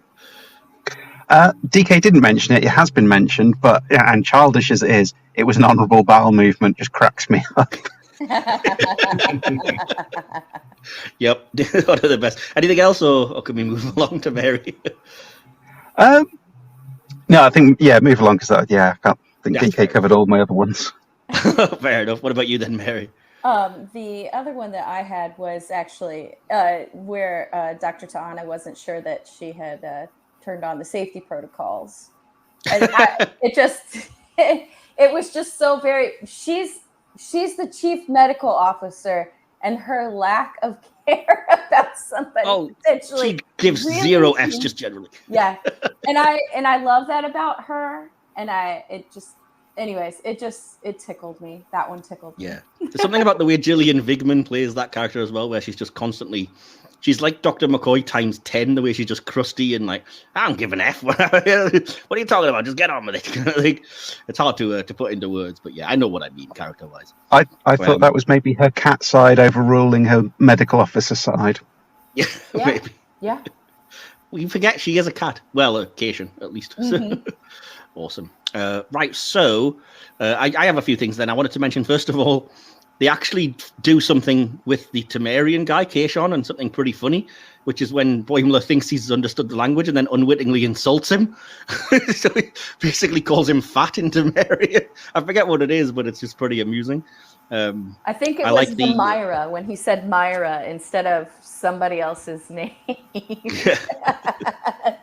I like the Star Trek V references, Boimler wearing the Go Climb a Rock shirt and using the gravity boots, but then traditionally, as you would expect, falling and doing the Boimler scream. It's pretty amusing. Boimler's whole thing, I thought it was probably the weakest part of the episode, but there was something amusing about the fact that he's trying to fit in by saying he's from Hawaii, and it turns out none of them are. but they're all from the moon instead, so it still doesn't fit in. I think that for me that this was, I could be wrong, but it seems like it's taken from the episode Lower Decks from Next Gen, when I think it's called Sam something, tries to bond with Riker by saying like, oh, I've heard that you're from Canada. And Riker's like, no, I grew up in Alaska. And the guy's like, oh, well, they get a lot of snow, I suppose. So it just completely tries and fails to bond with Riker. And I was wondering if that's where they took that idea from, because it's not as good as the other Lower Decks of the ships things, the Klingon and the Vulcan, but it's an interesting thing nonetheless. Just the way that T'Lyn just seems perfectly calm, and they're all just like, people will not accept these outbursts from you, T'Lyn. Like, that's an outburst to a Vulcan, is it? All yeah, right. they said she was out of control in that first scene with all of them. She walks away to go talk to the captain, and they're like, she is out of control. Yeah. All she did was just nothing. Awesome. And yeah, this is brought up in the commentary as the favourite line by the writer and by Mike McMahon, but they say that the way that T'Lyn says, when they say the people have started talking, she responds with, well, I hope they also notice how unbothered I am by their assessment. And they say they love that because that's the most Vulcan way to just say F you that you could possibly imagine. I'm like, yep. Kind of got that. Or actually how she walked out when she got her reassignment, and she gave the Vulcan salute as she was walking away, did not face her commanding officer, and said, live long and prosper. Like, there was so much attitude in that. And I was like, ooh, that was great. Because it was very Mariner. It was very Mariner. Well, that's the other thing I wanted to bring up in terms of writing is that, again, the writer has said that the Lower Decks characters are basically analogues to the characters we know. So T'Lyn is the Vulcan Mariner, and Mach is the Klingon Boimler. They don't really go into it beyond that, so I don't think there's anything, there's not really an equivalent of Tendi or Rutherford as such, but yeah, it's interesting that they did that, and I can't believe, like I said, it hasn't come up sooner, that this idea of other species as Lower Decks, the people that do the grunt work. But I will say, because you kind of brought it up, but I have to say as well, how amusing the joke is on the end when the Borg ship Lower Decks and it's just Borg regenerating and doing nothing for the entire 3 minutes of credits is just deeply amusing. But on the incredibly nerdy side, even those Borg are analogues of the 4 characters, because one of the Borg has rolled up sleeves so that it matches Mariner, and the lights in all of their different facial implants match the uniform colors for their division to match the Lower Decks guys. I did not notice that. I didn't either. It comes up in the commentary and I was like, that is genius. That is so smart. I'm going to go back and watch it now. That's some deep cut detailing. God. Wow. Yeah. I love how these guys do this. I really do. It's one of the things what I love about Lower Decks so much. It's just they take such care in what they do. Oh, for sure, definitely. I mean, like I said, the thing, it balances the humor with, actual serious being Trek really well. And I've said that before, and that's how they try to sell the show, is that a lot of people that wouldn't give it a chance because they're like, well, it's just comedy, it's ridiculous, it's maybe not canon. And it's like, no, it's a Star Trek show. You just, it's allowed to be a comedy, but also still fully be a Trek show with all these themes and ideas.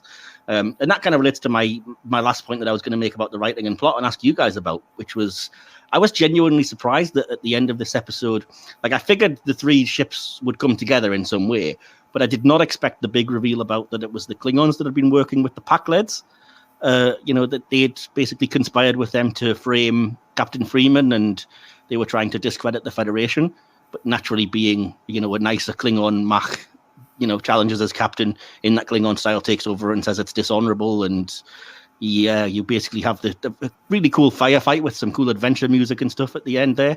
So what did you guys think? Did you expect that in this sort of comedy-ish episode? And how did you respond to it? Rick, we'll come to you first. I don't know why. It absolutely made sense to me, because I think we've clearly established a bit in Next Gen and quite thoroughly in DS9 that despite all their big talk about honour, there's a lot of Klingons are not very honourable. Yeah. So I don't know if I necessarily would say I saw it coming, but when it did come, I was a bit like, yeah, so the captain's a jerk.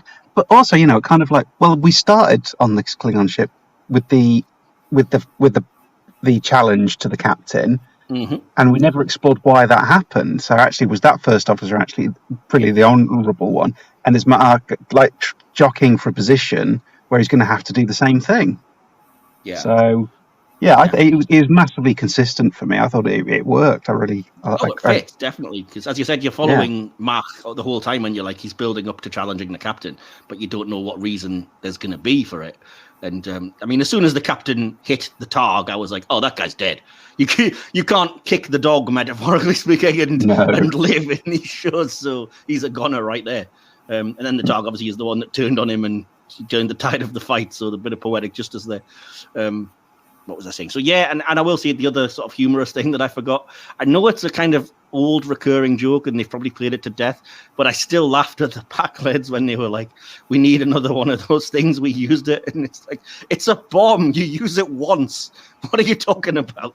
And they just don't understand, because that's the Pakleds. So yeah. What about you then, Mary? What did you make of this kind of surprisingly deep lore thing that we went into here at the end of the episode? I mean, I thought I agree. I think what Rick was saying is right, because there's a lot of talk of Klingon honor and everything, but a lot of them can be hired out and be mercenaries and be out for themselves and can be bought. And that's basically, I think all the races kind of have those people, which, is something that's like explored a little bit, as we go into lower decks, like with the one gal who's like trying to find treasures and stuff like that and steals them. So humans can do the same thing. So I just found this. I found it to be something that was consistent with the culture, and although I was just a little. Maybe offended along with the Cerritos that the Vulcan ship really didn't want to talk, and they were like, yeah, we're done. And they just like peaced out. Yeah. That was the other thing I kind of skipped over and didn't mention as well, is that being Vulcans, they never admit to the fact that T'Lyn was completely in the right, because it's her kind of neutrino detector or whatever it is that ultimately leads them to reveal that it is the Klingons and Pakleds and brings the three ships together. And she kind of, if she hadn't done that, which they were saying like it's a waste of your time, you're ridiculous, you're wasting resources and whatever, but it turns out that was what saved the day. And their response to that is basically, okay, we've had enough of you, we're shipping you off to Starfleet. And it's like, she was right though. So where do you get off with that? Which is why I think I responded more positively in the same way that you did to her, like basically, as you said, not even looking at him with the salute and like, yeah, live long and prosper, whatever. You guys are jerks. So, but again, that's the Vulcans ever since Enterprise, really, isn't it? They're very stilted and stoic and mean at times. Yeah.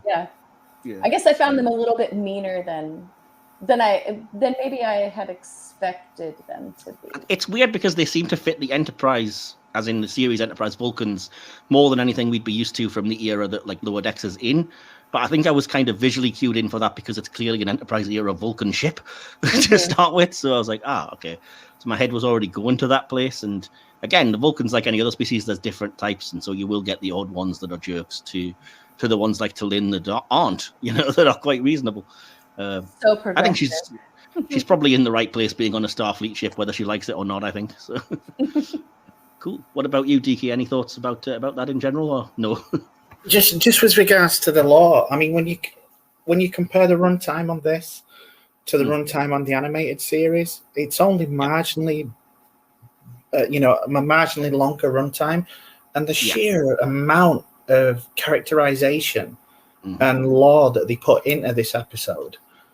Yeah, I know it's like a minute and a half longer than TAS, and yet it feels like twice the length. It does, and a lot of people, and I was one of them initially, to discount Lower Decks because you think, it's just a light-hearted look at the Star Trek universe. It's just going to be, taking the mick out of it, and there's not going to be anything substantial there. As I say, this is the episode that convinced me, and I defy anybody to watch this episode and come away thinking, these people do not know their stuff.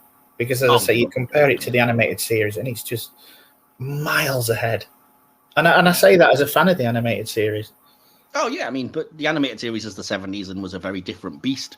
I mean, you look at how much we both love Star Trek Prodigy, by the way, save Star Trek Prodigy, and that's the same. It's Trek. It's just Star Trek. The fact that it's animated is irrelevant, and the fact that Lower Decks is animated and a comedy is irrelevant to overall the idea. It's still so much Star Trek. These people love Star Trek. They're respectful to it, even within the jokes, and you don't have to be allergic to humor. It's not the first time Star Trek's done comedy. I mean, whether it's successful like The Trouble with Tribbles or not so much like that one with Max Headroom in from Next Gen, it's all the gamut, isn't it? So yeah.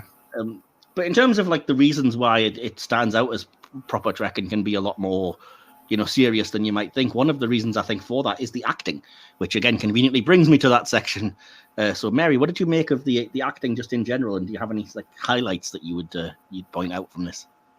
Well, I really enjoyed it. Again, Lower Decks is my favorite right now. I mean, it's literally my second favorite series of all of Star Trek. So it's only because Prodigy's not on right now, though, right? I'm a super fan, and Voyager is my number one. But I just love Lower Decks, and I love the characterizations on there. And but I really do think that it's the Vulcans that stand out to me because of like I said, the little slight snarkiness, and while we were talking about the animated series and like, the acting kind of comes across as flat and everything, but then we all highlighted Spock for his little bit of sparkle there. I feel the same way with this one because I'm like, this is what really stands out. I go to the Vulcans and we're hearing them talk to each other and just doing their stuff. Would anyone like to play chess after we are done with our second shift? Yeah. I am going to be working on a lute piece that will take me several hours. Yeah. I can play chess, but the way that it's delivered, and then T'Lyn comes in and she says just the stuff that she says in the same tone, and yet she is unhinged. And I just love it. That's what I meant about finding it hilarious, is that she's using exactly the same cadence and not saying anything that we'd think of as bad, where she's just like, I will remain on the bridge and work on my project. And they're like, these kinds of outbursts will not stand. I'm like, right? What? She's not even speaking quickly. It was very thoughtful, but I loved it because they were just so perturbed by it. And and then then at the end when she, told her commanding officer to live long and prosper, and there was some sass in it, I was like, perfect. Sure. Awesome. Well, to mix it up, I'll come to you then, DK, next. Any thoughts on just the acting in general? I just love it. And, we've got to go to T'Lyn because I just think it's just an outstanding new character. Yeah, I made a note of that actress because she's so good. Her name is Gabrielle Ruiz, and she's incredible as T'Lyn in the 3 appearances I think I've seen her in so far. So yeah, it's I think pretty much all of the cast. I always love Tony Newsom and Jack Quaid. But, you know, even down to, and I don't think up until this point you'd actually seen that much of him at that point, Shax. He was there, but it had not delved into him that much, I don't think. I don't think there's a bad actor in this. I would agree with that, and you've kind of said everything. But Rick, you have the challenge now of anything that hasn't been said about the acting that you think. Yeah, I think the Targ is spot on. I absolutely thought that Targ, you know, the voice. Yeah, incredibly done. The everything else then, the direction, special effects, music and sound. I don't have very much, but I'm going to come to you guys. And Rick, we come to you last, so we'll come to you first. Any overall thoughts on any of these things, just quickly? Yeah, I mean, the whole thing works really well. It's put together nicely. I think the battle scene was really good. And, you know, it's not maybe something that sort of sticks out so much. But, yeah, I really enjoyed the style of the battle scene and everything going on with that. I particularly also appreciate everyone going to battle stations and they're all in their off-duty stuff. So they're in their various costumes if they've been on the holodeck or on their... And that was an Easter egg dream when you saw the Ambo Jitsu costumes and the Troy and Crusher workout costume and everything running through the hall. Yeah. I love the music in the battle. It's very James Horner, Wrath of Khan kind of thing. I love that. I'm glad you said that because I had that note as well. So I wanted to do the same thing again and go through hits and misses for this episode. Again, one each. Why not? So hits. Mary, we'll come to you first. What would you say was a hit from this? All right. episode? My big hit, and I think we've hit on it a lot, is T'Lyn. T'Lyn was truly, I believe, the star of the show, of this episode. She just came out, and there's a reason why she's been brought back as a regular series character. She deserves it. So it's probably safe to say that's your favorite character, or no? Yes, she absolutely was my favorite character. I've actually been working on a cosplay of her. Rick, what would you say is a hit from this episode? Sorry, I got distracted. So I very nearly said T'Lyn, but then I thought someone else is going to say that. So I just think the concept of lower decks on different ships is an absolute hit. Seeing this lower decks idea and different Vulcans and Klingons is amazing, and it's absolutely spot on. So I feel like they could have done any old rubbish with this episode. They did brilliant, but even if they'd done any old rubbish, the concept was so good it probably still would have been a great episode. Yeah, and as I said before, the fact that, I mean, we knew it was going to happen, but the way they cleverly brought all the ships together at the end, just brilliant writing, really, isn't it? So, yeah. Great. DK, what would you say is a hit? One thing. T'Lyn. Oh, you can't say the same thing. We have to pick different things. Oh, well, okay. Red Alarm. Oh, yay. Yes. Brilliant. Red Alarm. I have so many things, but you've all kind of said it, so I'll just say, even though it's repeating what you'd already said, DK, I just think there's so much packed into the 24 minutes or whatever it is, and I love that, so that's my hit. But one thing that you think, if you have anything, you would say as a miss, and again, we'll go the reverse way, so DK will come to you first. One miss. Again, you can just say nothing if that's how you feel. Yeah, I can't think of a single thing on this one. Fair enough. Rick, anything from you? I genuinely struggled to think of anything that I didn't like or enjoy about this episode. I would be reaching. I'd be like literally just trying to make something up. So no misses. Fair enough. Yeah, it seems to bode well. Yeah, fair this one. Like I said, I feel like this is probably one of the best episodes, thus far of Lower Decks, with the writing and just all of it. And so to find something would be nitpicking. Right, so we've kind of touched on this already. So your favorite character, moment, and line. We know that Mary's is T'Lyn. I'll just put it out there and say that's mine as well, favorite character. So DK and Rick, favorite characters. DK. T'Lyn. And Rick. Yes, T'Lyn. Yay! Yeah. 4 out of 4 again. We are one. It's her live long and prosper line. I know we talked about it earlier. That's fair enough. So what was your favorite moment? Let's see, Mary, from the episode. My favorite moment was as T'Lyn was leaving in that first Vulcan scene where they were like, she is out of control. And they just looked and watched her. And I found it hilarious. That's fair enough. I can't argue with that. What about you, Rick? It is when the Targ jumps on its own on the captain, because it's going to help defend the guy who's actually looked after it, who's taken it out for its honourable bowel movements. Yes, absolutely. Yeah, again, can't really argue with that. Heartwarming. Yeah, it's beautiful. Poetic Brings a tear justice, to my eye. You love to see it. DK, what about you? What is it? Favourite line or favourite moment? Favourite moment? Pottery class. Ah, okay. Another good one. I went with the climactic, the battle, the space battle, and everything that it encompasses, because I'm basic. And yeah, favourite line in that case then from the episode. We'll go the same way, Mary. Why not? We'll come to you first. It really was the live long and prosper. Okay, sorry. I know I'm gonna I'm repeating myself here, but it really was. I should really have registered that. Sorry, I didn't mean to make you repeat it. It's okay. Rick, what about you? So I really liked when Boimler walks in on Mariner and the captain on the phaser range, their argument. It's just Mariner getting out so much annoyance at her. So and you had to tell the whole ship that I have bad cramps, and it's just such a human moment. I will say, because Mary will kill me as a Voyager fan if I don't point it out, it's not a phaser range. They're playing Velocity, the game from Voyager. Oh, you're right. You're all right. I'm sorry. DK, your favourite line? Mary mentioned it earlier. It's that she has lost all control. My favourite line, I can't believe nobody's mentioned, but it's when the Klingons are mocking the Vulcans and they just go, "Logical? Are you a Vulcan? Ooh, avoid death and cower." It's just brilliant. Like the sarcastic species insulting each other. You don't see it much, but it's hilarious.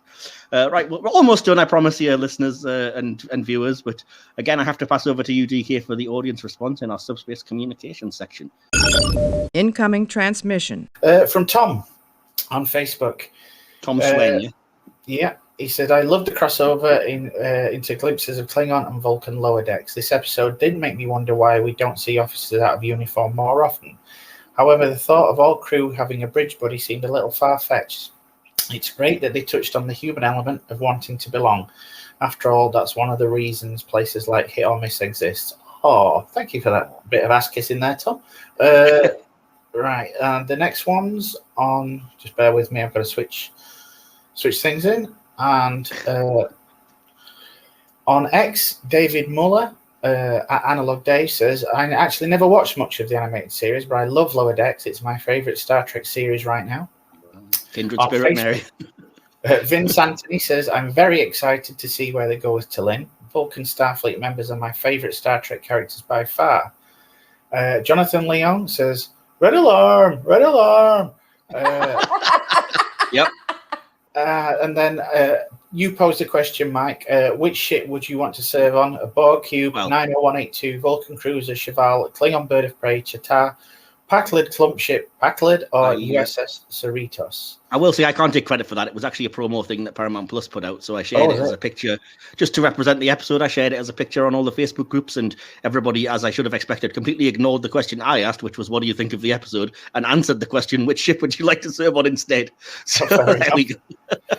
Well, Kitty Spruill, Rachel Hendricks, Mar Bays, Eggsy Trek Jedi, Colin Belshear, Marcus Cole, Sean Gregovich, Eve Zellick, Gregory M. Chin, and Samantha Maguire all said simply Cerritos. Jason Tech Lord Sherwood says, "I would love to serve on the Cerritos, mostly because there are many days I feel like I already serve on a Pakled ship." Matthew White says, "I'd rather fly into a binary pulsar than serve on the Cerritos. I'd pick the Vulcan ship if I had to choose from a lower deck ship." Richard Allen Barker says, "I'm Starfleet all the way. The Cerritos, no matter what, a starship is always the best ship in the stars." Brian Dennison says 3 guesses, and then he sent a picture of himself. So that's over to you for that, Mike. For our audio listeners, he's got Klingon cosplay on. It is very prominent. So, yeah, Alex Tappin says the Cheval because it's full of emotionally unavailable hotties. Ben Adams says not the Ch'Ta. Dan Mack says Pakled. I've been charging days. Neil Allen Matheson says, I could probably be captain on a Pakled ship. It might be fun. Rowena Bellingham says, I serve on the Cerritos and give the crew a sick DJ event. Nice. Eric Chung says, a civilian vessel of some kind. Daniel McGowan Jr. says, is there a sixth choice? Discord, Adrienne of our Adrienne says, this is a fantastic episode. I've watched it several times and it never gets old. Which ship do I want to serve on? Well, I'll study with the Vulcans, party with the Klingons, and live on the Cerritos, where my friends and I will observe the Borg cube from afar and completely avoid those pesky Pakleds.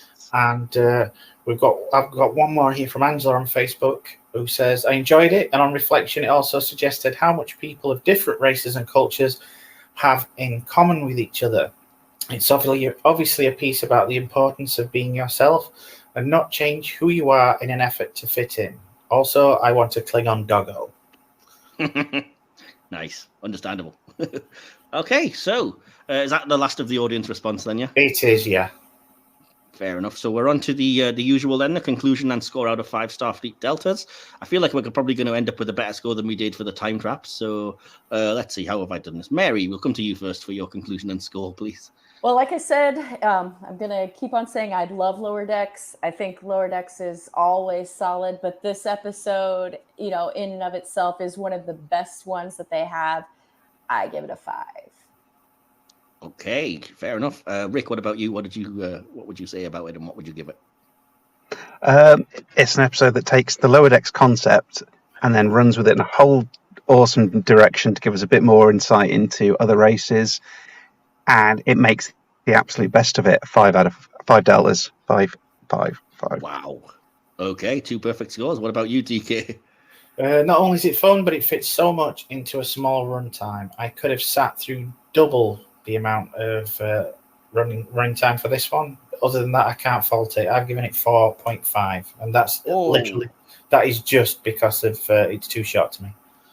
Yeah, fair enough. Okay, I said, where was it? A breakneck speed episode. It almost feels like you have whiplash when it first ends. Maybe that's why the final gag works so well, since it doubles as a come down. There's so much that just feels Trekkie infused, from the bigger story beats to the smaller references, from animation to voice acting. The central idea of seeing the lower decks on other ships along with ours is genius, and it's surprising that it took until the penultimate episode of season 2 to do it, but oh boy, it works. There's not much I can criticize, but if I'm brutally honest, again, the runtime and the pacing does mean that a few big plot points really don't get the focus they should. It's also noteworthy that Boimler's storyline becomes easily the weakest and, for me, the least funny. But this doesn't really chip away too much from just how cool and layered this is. It's a treat for Star Trek fans, and it's everything that I want Lower Decks to be. And I also gave it 4.5 out of 5. For the same reasons as UDK, I was very close to a 5, but I just had to be a bit brutal there. So we add those together, share them by 4, and we've gone from one of our lowest scores to probably one of our highest. For Wej Duj, that comes to 4.75 out of 5. Nice. That's easily going to top the leaderboard so far this season, and with only Star Trek 6: The Undiscovered Country left to go, it might well end up winning the overall series. We'll see how well that film does. So that's awesome. We all very much like that. So yeah, one miss, one hit, not too bad. All that remains for me to do is to say thank you for sticking with us. If you've stuck around this long, thank you for all of our guests and my co-host for sticking with us for that length of time as well. Hopefully you've all had a fun time. It's been absolutely delightful. I've had a great time. Oh, that's awesome. It's always a delight. Sweet. I love that. I have to put it on screen, by the way, for audio listeners, that completely unprompted, we've all come up with animated Star Trek puns for our names.